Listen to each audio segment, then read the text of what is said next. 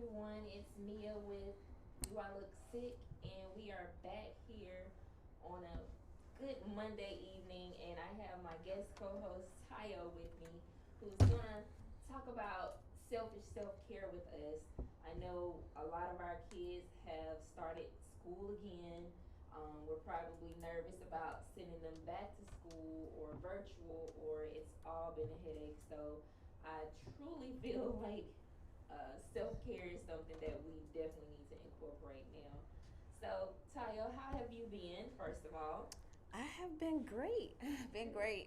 So good, yeah. good. So, first of all, I want to tell people introduce yourself, first of all, and then tell us about your journey with sickle cell.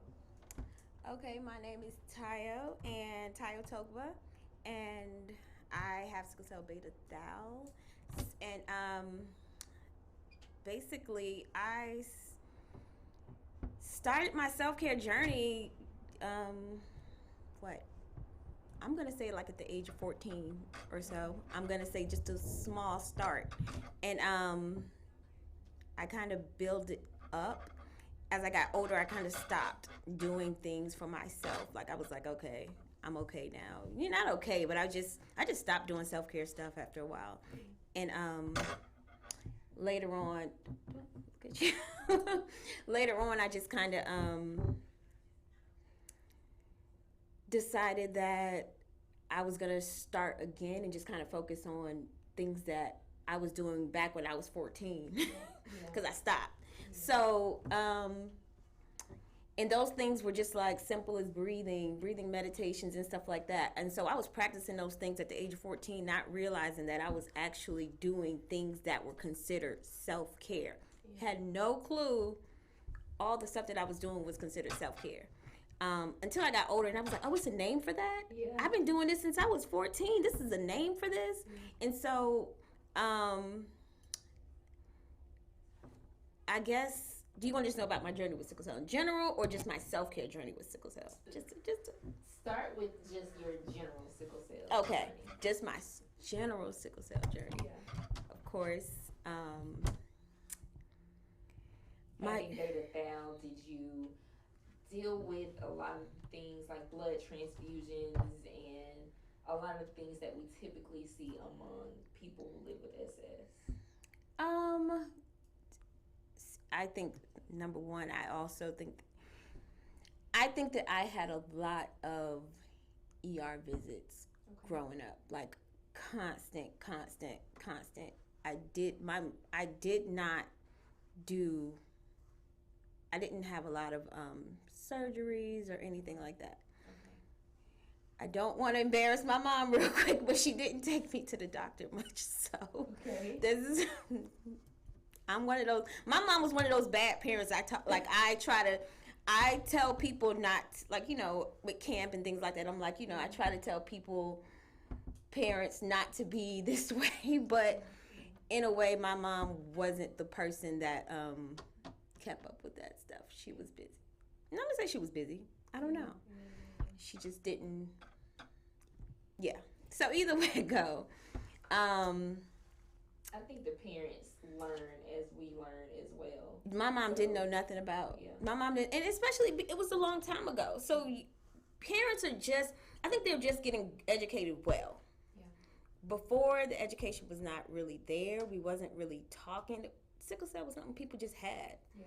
and that's it. We're the generation that can actually do something and be real major advocates, Absolutely. and just like show people that you can do this with sickle cell, you can do that with sickle cell, you can be, so they didn't have that. They just had the disease. They went to the doctor. They did this. They didn't have self care. They didn't have people advocating. They didn't have someone showing up for them. Like when people are, it's like we are that generation now. So my mom didn't have education on it at all. She just knew I had it. She knew I should go to the doctor for it, and that's it. So, both of my parents are. My dad's Nigerian. My mom's Caribbean. Okay. They are very holistic Okay. in general. I'm not, they still would take me to the doctor, but it's just like they just was like, I'm not about to feed it. They just didn't, yeah, they just didn't want to do certain things for me. And so I don't know. I don't know if it helped me a little bit, but then again, I didn't know a lot of stuff. Like when camp and things like that, I didn't get to go. I didn't get to have those moments of just like, oh, I'm like, everyone went there. Like I didn't even know anybody with sickle cell until what?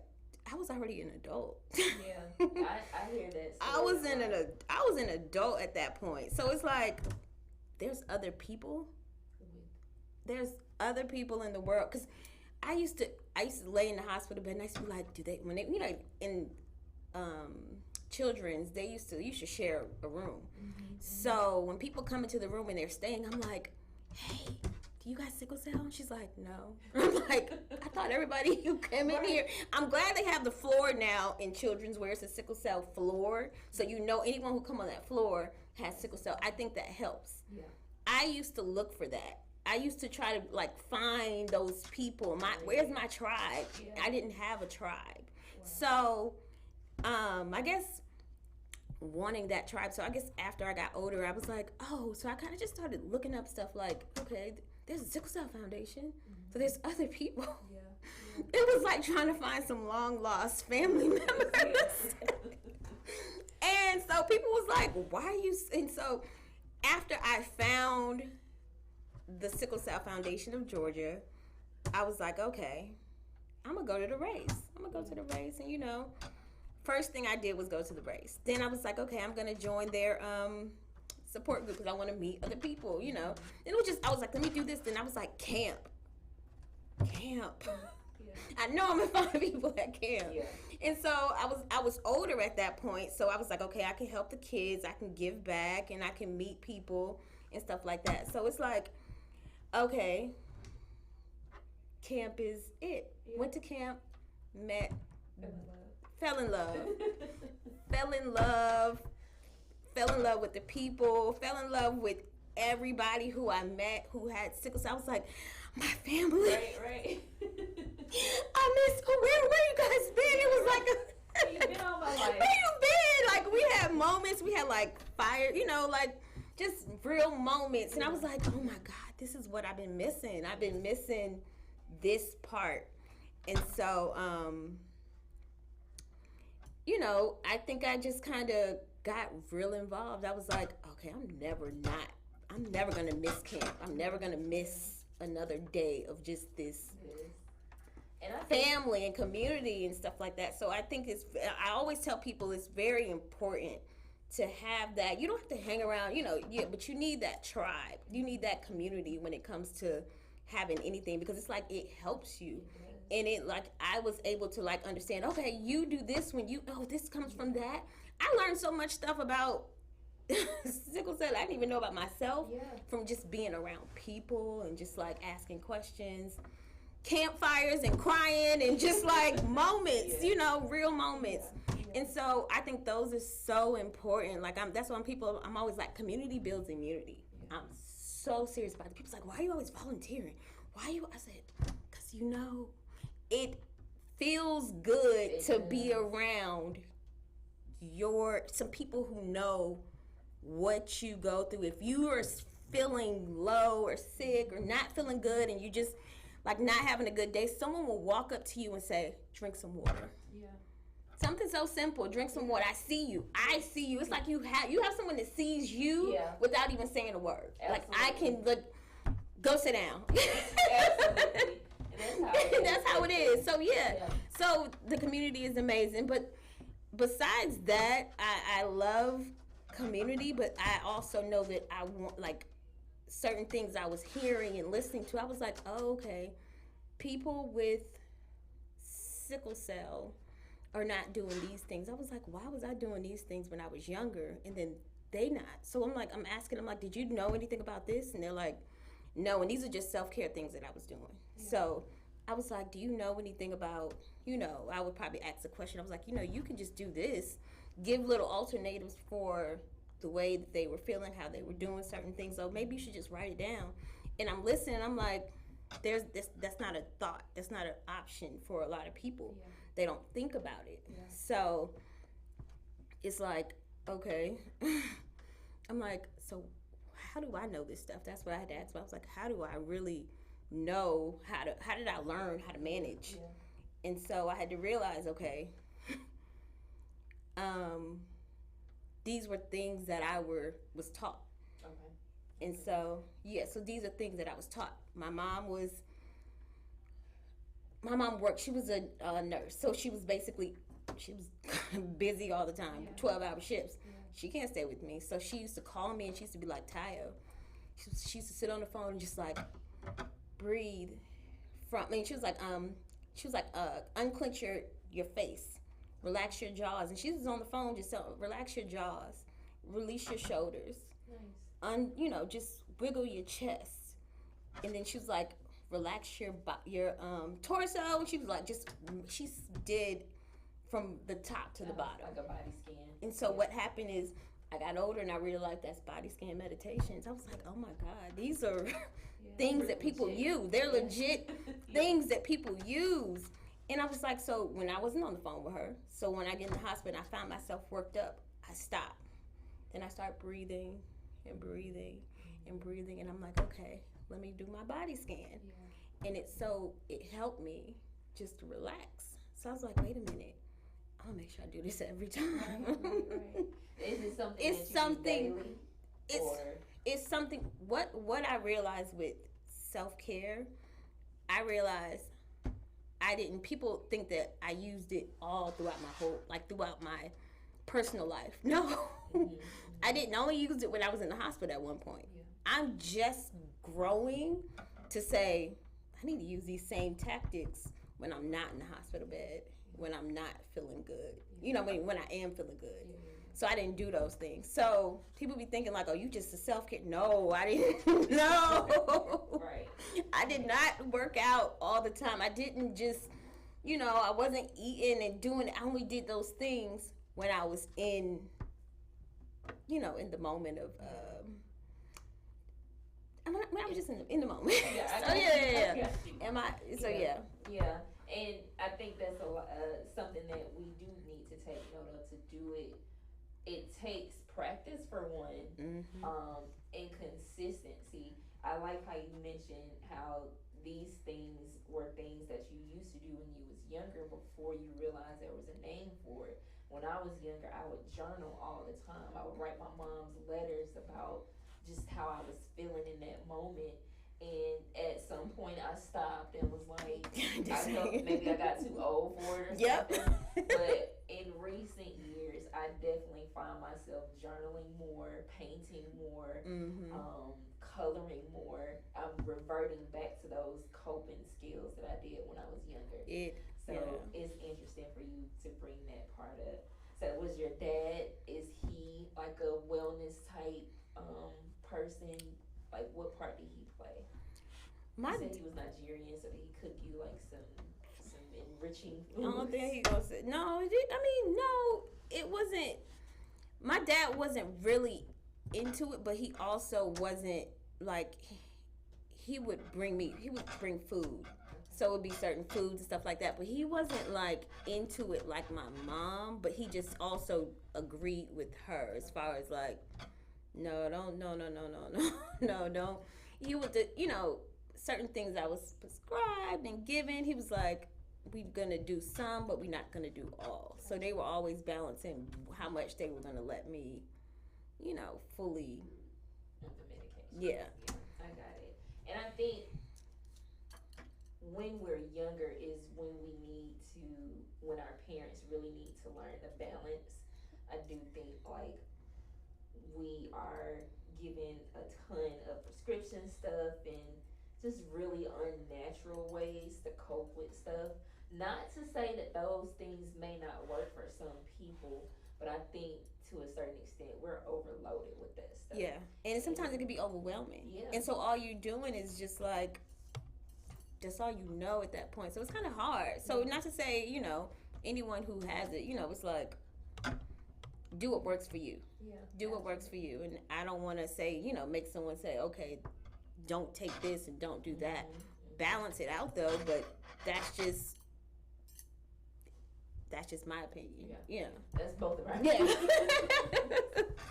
So I'm gonna pause for a second, and I want to talk about this contest before we go further.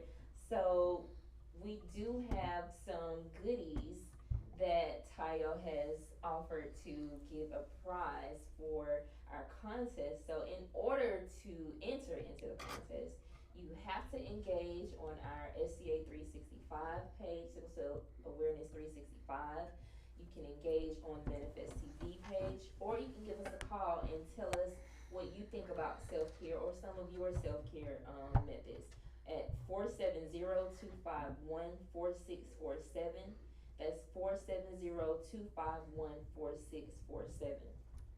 So you have a journal, and you titled it "In the Mist." Do we have a picture of the journal? I want to talk about this name and how you came up with "In the Mist" mindfulness. We got the picture.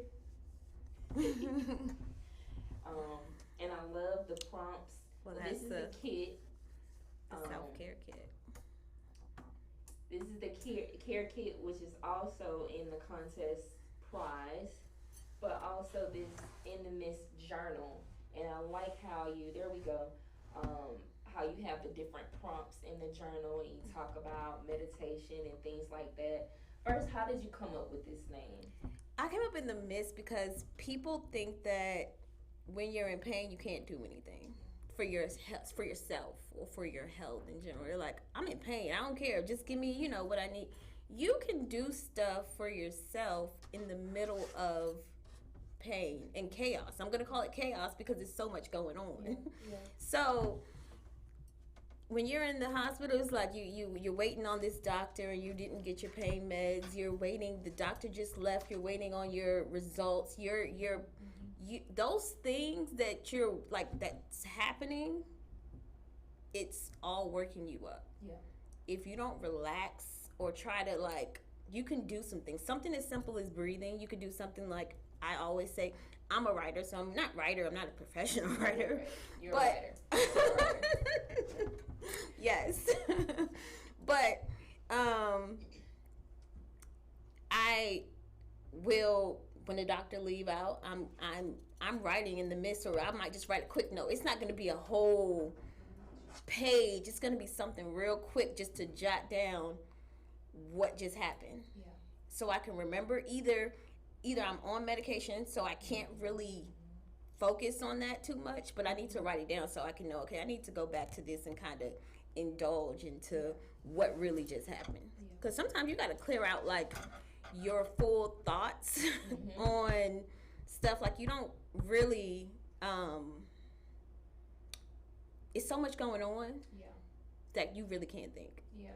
So people think that, oh, okay, I'm in here, so I'm not gonna focus on that. Forget this journal, or forget this, forget that. No, that's the time you need to really, really be mindful of what's going on. Yeah. When you take that medication, they just gave you that dose of whatever, and you wake up and they ask you, how do you feel? What's your pain level? They're not just asking you what's your pain level. They need to know, what am I giving you next? Yeah. And so you need to pay attention to that. So be mindful of, I usually give me a second, let me think about it. I don't just answer that question. I don't let them let them walk in my room and say, what's your pain level? And I say, 9, and and then walk out. No, I'm like, I don't know how I feel right now. Yeah. Give me a second. Yeah. And they're like, oh, what? What, you want a second? I said, yeah, I need a second. So I'll call you when I want you to come back and ask me that question. I don't care who you are. You're going to have to come back because you can't give me something else until I give you that answer. Right. So if you don't know how you feel, it's be mindful of what's going on, how your body feels. Yeah. Because sometimes you think I remember one time, I was pain in my legs for a long time. And so I was like, okay, I have pain in my legs. But after a while, I was like, is the pain still in my legs, or is it in my head at this point? Yeah. I was scared to get up. I was scared to walk. I was scared to, do anything. And so it was like, you might need therapy, physical therapy. And I'm like, oh man, I might need therapy. And so So they came and they asked me what's my, level or whatever, and I just was like, give me a second. When the doctor left, I kind of try to get up and try to move my legs and try to see what's going on. Yeah. I was okay. Yeah. I was not fully in the pain that I had in my head. The pain sometimes is in your head, and you think that you're just at a full 10 when you're probably at a 4. Yeah.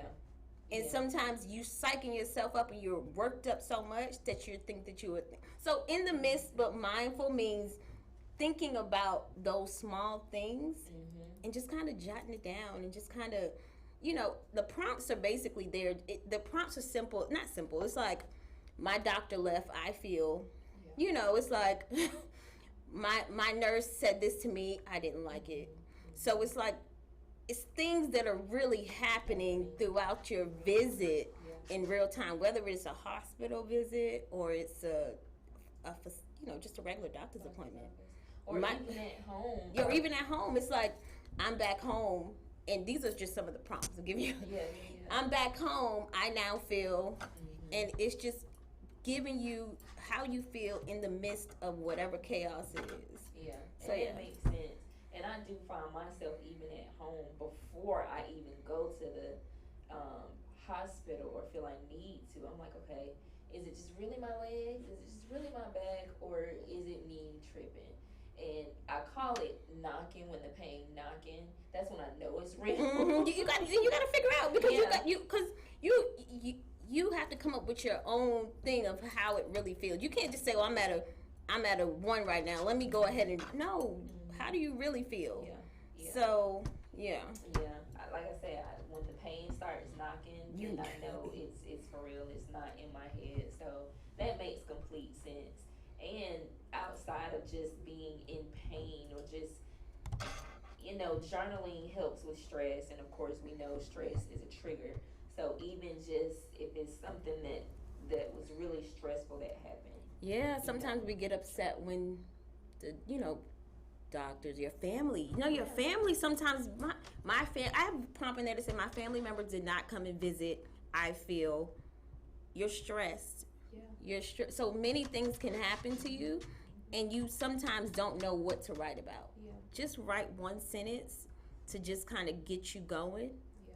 Or people think journaling means I have to write a whole full-page essay.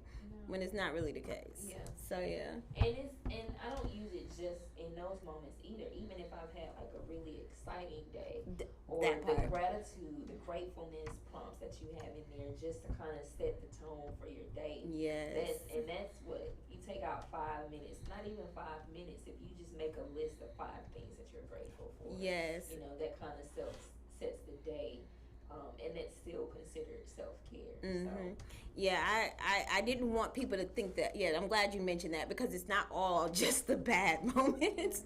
It's the chaos of the good moments. It's like I'm in the middle of chaos, but I had a good moment. Yeah. Let me write that out. Yeah. And we can always go back to that and reflect. Exactly. Especially when we have a bad day. Yes. You know what? Things aren't as bad as I think. Yes. That's really, really good. So you talked about, you are a certified mindfulness practitioner. Can you tell us a little bit more about that? Well, I felt like I wanted to talk about it more, but I also wanted to be about it. So I wanted to be able to really, know what I'm talking about. And what's funny is when I took the course, I was like, oh, I know all this. I know this stuff. So it was just a refresher kind of. And it's just like, okay, now I can teach this or have a session or whatever. And I do have a mindfulness. Oh, here we go. There you go. Okay. Yes, look at you. Yes, on point. I do have a journaling session that is coming up this Wednesday. And I also have another one that's for journaling for chronic pain. But then I also have one that is journaling, is caring for the caregiver. And so, and I guess it just talked about how pain can be managed through mindfulness. So I would just kind of teach you go through some of the, ways that you can practice mindfulness. Yeah. Really good. Do you find it works for acute pain as well? What? The I think mindfulness works in for anything. Okay. It don't even have to be pain. I think it works in general. Yeah. And I had to learn that though, because like I said, I wasn't using any self-care practices fully in my personal life. I was keeping it strictly for when I'm in the hospital bed, when I'm, in these moments. Yeah. So, now I use it more. I'm being mindful of what I'm saying to people when I'm, relationships and work and so daily life. So when you are using mindfulness, you're not just using it for when you're sick, you're using it for everyday life, and it helps you. It helps you manage your daily life. Yeah. So yeah. Are there certain mindfulness apps that you go to, or you just kind of are you at a place where you can just automatically go into your mind? I think I'm at a place where I can automatically go into it. Yeah. Good. I don't have any apps or anything. And sometimes mindfulness is simple as a mindful walk.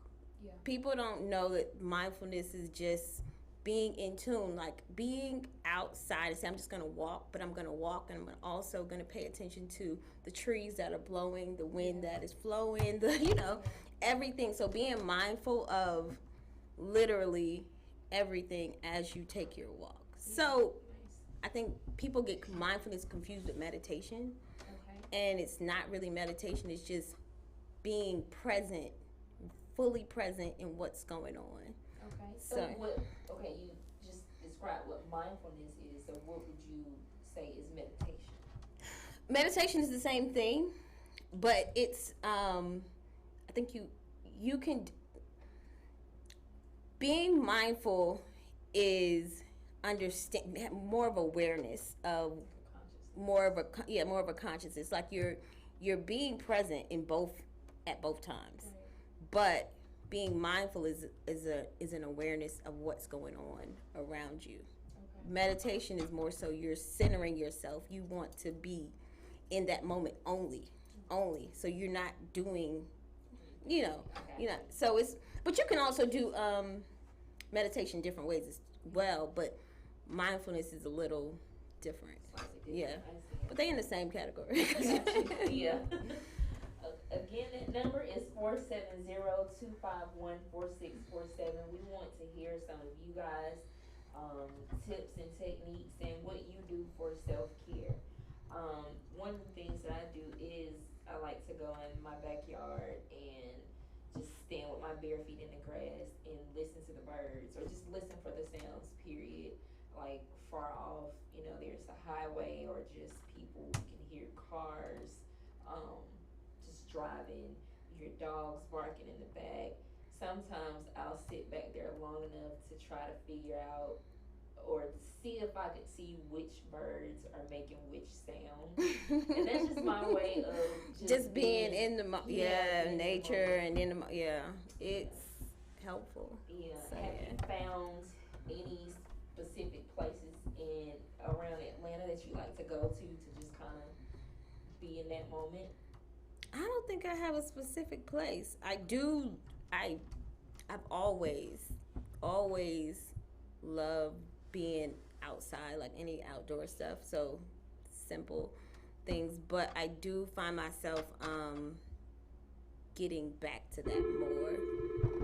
Looks like we have a caller. Let's see.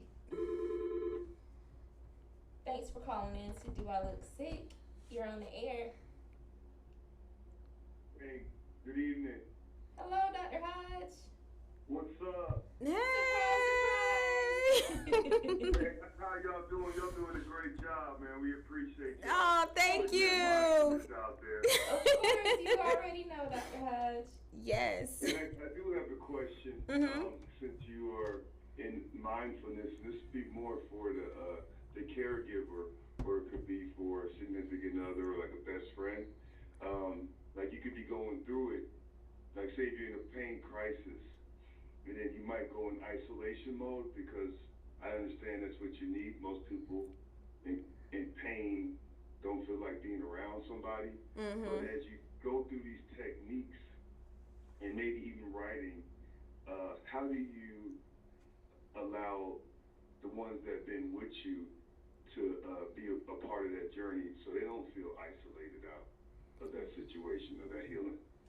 You understand what I'm saying? I know, I fully understand, because sometimes that is me. I was just talking about earlier how I used to tell my friends not to come and see me. Yeah. And it's hard. They were like, I want to be. People that love you away, right? Yes, and I had to realize, is that what I really want? Is that what I really want, or I'm isolating myself so I can? I think that's gonna make me feel better. But one thing I did learn is I had to have the conversation with them and just let them know, this is how I manage. I'm working on not being this way. Like I had like with the people I love, I had to tell them, it's not a good thing, but being not feeling well, it still puts you in a setting that you just want to be alone. Yeah. You don't want no one to really bother you. Mm-hmm. And it's not to say bothering you, it's just like, I need to figure this out so I can come out. Yeah. And I'm like, you need to give me that moment so that I can, I need this moment. And if you understand, if you really love me, you will understand that this is the moment that I need to be my full self to recover. And so that is a form of you taking care of me, giving me my space. So, yeah. Right. And I do understand that, but even those that, and I've seen it, even those that truly love you get hurt. They do. And then it's like, so what's like the happy medium, It is. It's not a easy thing. The only thing you can do is just work on it. Yeah. Only thing you can do is work on it, because you guys have to have this, a conversation at every. You try to have a conversation, but at the end of the day, someone's not gonna feel good about you taking care of yourself. Yeah. That's the reality of self-care. In a way, you're not gonna make everybody happy with it. But if you understand that me taking care of myself is gonna make me, I'm fully present with you when I feel better. And that you need to understand that when I'm sick, that this is how I do things, but this is not how I always am. Think about how I am normally. This is not me. If you know this is not me, then you just let me have that moment. Yeah. Let me get my full self together, and then let me come out and be that full person that you want me to be. Right. So yeah. That's how selfish self-care works. You find yourself in situations where in the past, you kind of shut people out, and it might have been received callous, and you can't help. Receive that help you when you shut the door, right? Yeah. And all I'm saying is, like, have you been in tug of war situations internally? Like, look, I know what's best for me is to crawl into my cave and let me just heal. I'll come out when I'm alright. But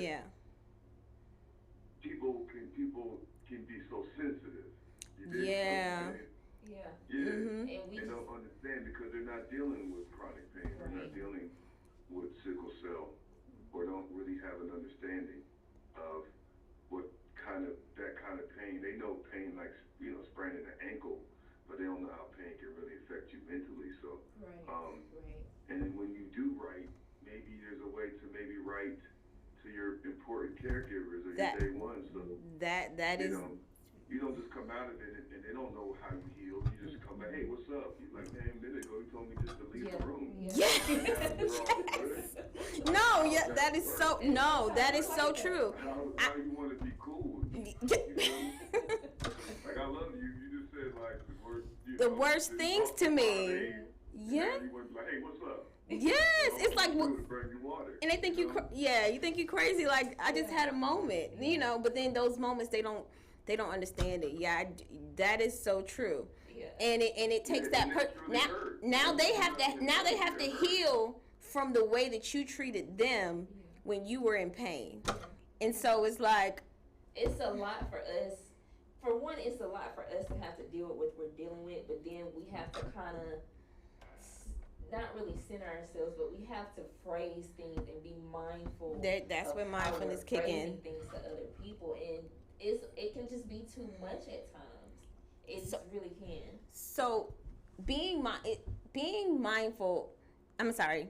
Being selfish with your self-care is also being aware of how you treat and act and behave towards people. Yeah. So that's a building. It takes time to build that muscle because sometimes you're in so much pain that you're not really able to think about much. Yeah. But building, it took me a minute to build that. So nobody would blame you. Nobody would blame you. Yeah, but if they're not in those shoes, they're gonna say, "Hey, if I was in that situation, I wouldn't act like that." That's what you think. That's what you think until it's you. Yeah, no, it's true. You're right, because I've hurt some people and I had to let them know that I had to work on that. Like I wrote that down. Like I literally wrote down, stop cursing people out while in pain. And when I tell you that was a muscle I had to exercise, I'm sure. When I tell you it's so that person, I may have lost some people, yeah. And the good people, but right. I had to heal from that. They had to heal from me, but then I also had to be like, I don't want to be this person. Yeah. I don't want to be where I do want to be able to go in isolation and be okay, but I don't want to curse somebody out while I'm in the process of just trying to get to that space. I want to be mindful of how I act towards people. I need to apologize when I come out and just really mean it and let them understand what I'm really feeling. Because I used to cuss out.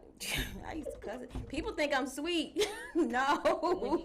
But when I'm in pain, yeah. Stay away. Yeah. Stay away. Oh, you're just so, no, I'm not nice. I was this mean person when I was in pain. And so that was something I had to work on. So people think self-care means I'm just this is all about me. I need to make sure I feel good. No, I had to work on literally. My sister told me one time, she's like, I don't like the way that you curse people out. I was so hurt by that. I wrote that. I said this. I wrote it down, but that's what I wrote down. Yeah. When my sister told me, I was like, "You don't even think you don't even think about other people." Yeah. Yeah. But selfish self-care is not saying, "Oh, I just want to think about myself." It's I want to think about myself so I can feel better, but I need to work that muscle on how I'm treating people. And it's about just setting boundaries. It's the boundaries and balance. Thank you so much, Dr. Hodge, for calling in. Thank you so much. Great question. That was perfect, actually. So, yes, thank you. Thank you. All right. You have a good night. You get on safe. All right. Thank you. Bye. Okay. So, yeah, it's also just about setting those boundaries. Even with my mom, I've learned to just be like, if I'm not here, if the pain is just overtaking me, I'll tell my mom, I need a minute. I need a day or two, or I need some time. So that way, she'll still come in there and bug me, but it's more because she's just checking on me, make sure I'm good, make sure I eat, got water, whatever. But it can be aggravating because I'm like, 20 minutes, I still wasn't feeling good 30 minutes ago. Mm-hmm. So, but then that's something that's something you're gonna think about. You're like, oh, let me try to figure out how I can handle her different. Yeah. Yeah. So that's a part of it. It's like. Finding new ways to deal with yourself. So, yeah. So, now self-care can really range from free to pricey. And when I say free, that's yoga in the backyard or just pulling up YouTube, to pricey where we're going on international retreats. Yes. To Bali. I just kidding. So what are some of your favorite things, whether it's free or costly? What are some of your favorite things to do? Well, the free things are finding things that I love, finding things that just makes me feel good. If I get the burst of energy when I'm doing this thing, I'm gonna want to do that again, do it more. And so sometimes as simple as walking, going for walks. It's simple as sometimes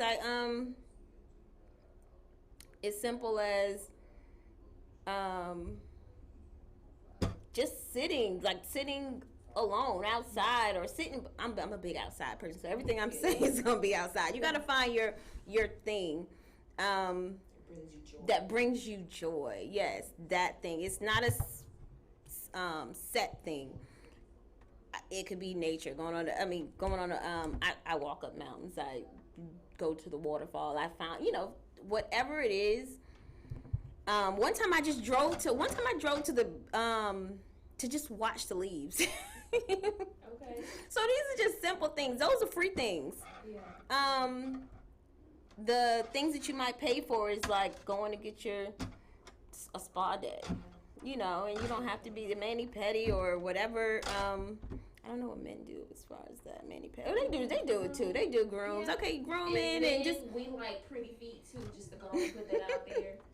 Yes, Self-care exactly. for men. Take care of those toes. Pedicure. So let's just go and put that out there. Yes. But yeah, when the guys go and get their beard cleaned up and stuff like that, I can imagine that's self-care for men too. Yeah.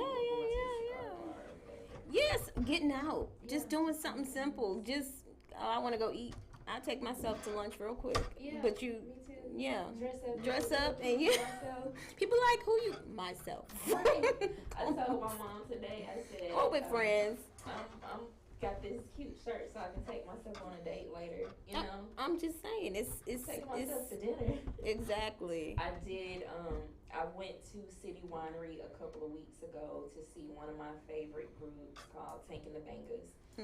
It was just Tank there, and she was doing her spoken word as well as some of her songs, as well as Shakandria. I can't even think of her last name, but she's a spoken word artist too. I got really cute. I went by myself. That's it. I had a nice healthy dinner with a glass of wine, and I was good. And another it felt great. But people don't. And self-care could be just simple as that. People think it's always like this soft, smooth tone thing. Sometimes self-care could be wild and fun. Yes. Just have a little fun, and it could be both. And people like, oh, that's not my vibe because I don't like, jazz or, man, like that's so. I'm like, no, do what works for you. Yeah, it's your vibe. My vibe is my vibe. Yeah. You pick your vibe and you do it. It's different. So yeah. So you wanted to talk on a few things, the different types of meditations. Well, in the journal, I talked about 7 meditations. I think we talked about a few of them earlier. Okay. And I'm not going to talk about all of them, right, but the main one is just something simple as breathing, the breathing meditation. And people think, oh, I just breathe. I'm like, no. Are you breathing? It's like, are you really breathing? And it's like you're taking it in a little deeper. Then it's like you're taking a deep breath, but you're letting it out longer.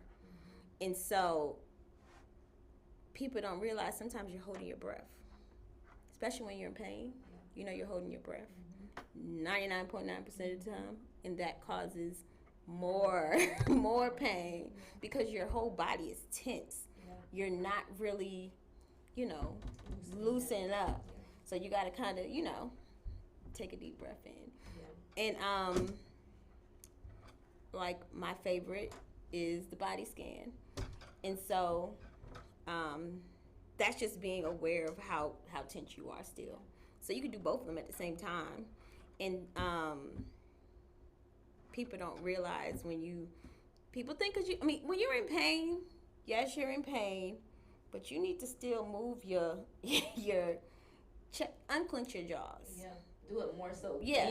Sometimes even do this to your face because you can't even unclench your jaws fully. And you do it right. If anyone do it right now, you're gonna see how good it feels just to massage that. Massage your face out. And so it just releases that. So those things actually just help you, and you just kind of do it from your head to your toe. Yeah. And once you do it, you can do it once. You can do it multiple. You can do it after somebody just piss you off, and you're like, all right, I need to breathe. Definitely do it. And people don't don't realize even with your Apple Watch, people got a lot of Apple Watch. Yes. I love that my Apple Watch just say randomly breathe. Yeah. Yeah. I'm like, oh, yes. You forget. And then you realize when you breathe, when the Apple Watch say breathe, you're like, oh my God, I was holding that in? Right. People, I bet you so many people could tell you right now how many times when the watch, you know, you forget. Yeah. You walking around holding your breath. Mm-hmm. And so, the other meditations, they're more of a yoga meditation. It's like different meditations where it's like you kind of, I think those are the best when you're the 2 body scans and the breathing. Those are the best when you're in the midst of chaos. Yeah. But yeah. So you have to definitely get her journal to see what other goodies she has in it, and where can they get your Intimate journal from? I have it on my website. It is www.selfishselfcare.club. It wouldn't let me get calm, but club. So yeah, where can they find you on social media? And it's on Amazon. And my social media is Selfish Self-Care Wellness at Selfish Self-Care Wellness. Okay. So yeah. Selfish.selfcare wellness. Thank you. Yes, right at the bottom. Yeah, it'll take you to her Instagram. And sign up for my mindful journaling class. You know, got a couple people Please do it, especially if this is something new to you. It's something that you can do at home. It's not expensive. All you need is really a pen and a paper. And it's nice to have like a notebook. And it's not me just talking. I'm not the person that's gonna sit there and just I want to interact and have a moment, you know, just really go over some stuff and just talk about it. Yeah. You know, it doesn't have to be like, oh, I'm just gonna teach. No. Yeah. I want you to bring your questions, bring whatever you need. So yeah. Awesome. So let's get to it. It's a few things we talked about her doing her webinar, and this is the Be Strong group tomorrow, August 10th. I'll be talking about transition and what it means to transitioning into adult care from pediatrics and things that we need to be aware of. There's something else going on this weekend by one of our sponsors, Kids Stop Daycare and Learning Center. It's having a community yard sale. So if you guys got some stuff, y'all done some summer cleaning and y'all want to come out and sell your goodies, come on out. The phone number is there. Speak to Miss Tanya Robinson. What else we got going on? Yes, the 8th Annual Warrior Convention, August 25th through the 29th. It's going to be really exciting. They make it really engaging. Always.